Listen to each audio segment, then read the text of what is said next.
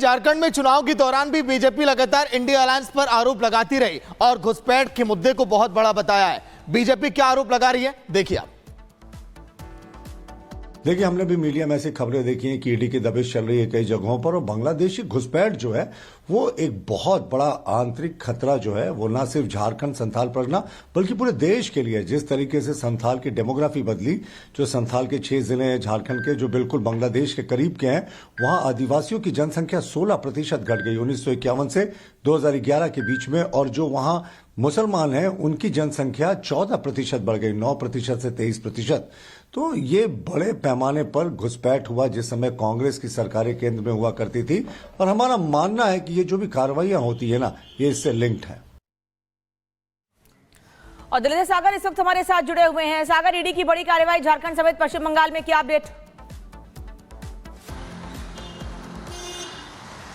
जी बिल्कुल, अवैध बांग्लादेशी घुसपैठ मामले में ईडी की बड़ी कार्रवाई चल रही है। वेस्ट बंगाल और झारखंड के 17 लोकेशन पर ईडी की रेड की जा रही है। जो मामला है अवैध घुसपैठ से जुड़ा हुआ बताया जा रहा है, क्योंकि सितंबर के महीने में अवैध बांग्लादेशी घुसपैठ और मानव तस्कर के मामले में पीएमएलए के तहत केस दर्ज किया गया था, और ईडी की टीम जो है अवैध घुसपैठ और मानव तस्करी से मनी लॉन्ड्रिंग का मामला जोड़कर इस जगहों पर रेड कर रही है, क्योंकि बीजेपी ने भी यही आरोप लगाया था कि ये पूरा जो मामला है अवैध घुसपैठ से जुड़ा हुआ है, जिसका जो फायदा है अपोजिशन वो वोटिंग के दौरान जो है वो पा पाएगा। और इसी दौरान अब जो कार्रवाई ईडी की वो चल रही है, 17 लोकेशन में जो इन्वेस्टिगेशन है वो चल रही है। जो बांग्लादेशी वहां पे मौजूद है उनके दस्तावेज जो वो खंगाले जा रहे हैं, क्योंकि मनी लॉन्ड्रिंग की जो ट्रेल है उसको देखा जा रहा है, जिसके तहत जो ईडी की कार्रवाई इन 17 ठिकानों पर फिलहाल अभी चल रही है। जी, लेकिन शायद एक चीज और बताइए, चुनाव के देखिए महज केवल एक दिन पहले ईडी की छापेमारी देखिए बहुत कुछ कहती है, क्योंकि घुसपैठ को लेकर बीजेपी लगातार हमलावर रही है झारखंड में।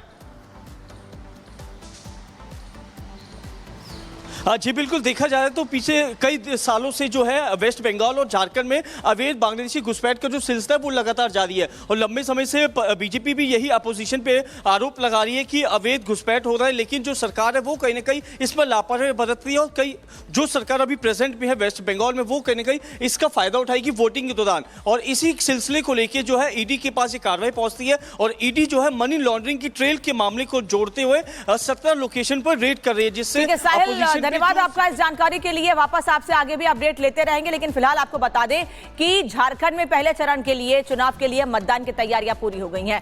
पार्टियां एक दूसरे पर आरोप लगा रही हैं, और मतदान से पहले कैसे अपने अपने दावों को मजबूत किया जा रहा है, और ये बताया जा रहा है अगर हमारी सरकार बनती है तो झारखंड के लिए क्या करेंगे। इस रिपोर्ट में देखिए।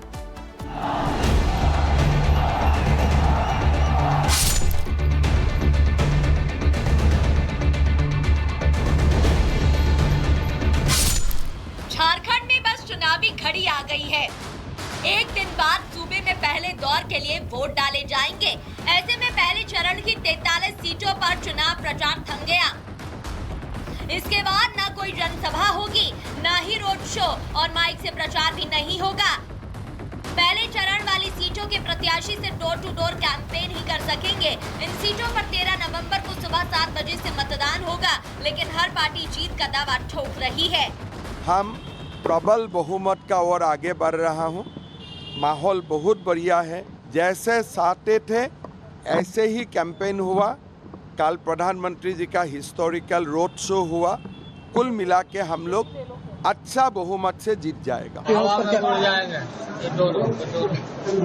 महागठबंधन के उम्मीदवार जीतेगा, यहाँ कोई फर्क नहीं पड़ेगा। मोदी जी गए, आए सो गए। भारतीय जनता पार्टी कब्रिस्तान की बात कर रही है, श्मशान की बात कर रही है, बटोगे तो कटोगे की बात कर रही है। जनता संजीदगी के साथ महागठबंधन के पक्ष में है। जो 43 सीटों पर 13 तारीख को चुनाव संपन्न होंगे, उनमें भारतीय जनता पार्टी कहीं नहीं रहेगी। झारखंड चुनाव में बीजेपी की ओर से सबसे बड़ा मुद्दा घुसपैठ का रहा, जिसको लेकर पार्टी के दिग्गजों ने सोरेन सरकार को जमकर घेरा। आज पूरा झारखंड और विशेष कर आदिवासी क्षेत्र घुसपैठ से परेशान है। हमारे चंपई सोरेन जी ने घुसपैठ का मुद्दा उठाया। हेमंत बाबू ने कहा आप सीएम पद छोड़ दो।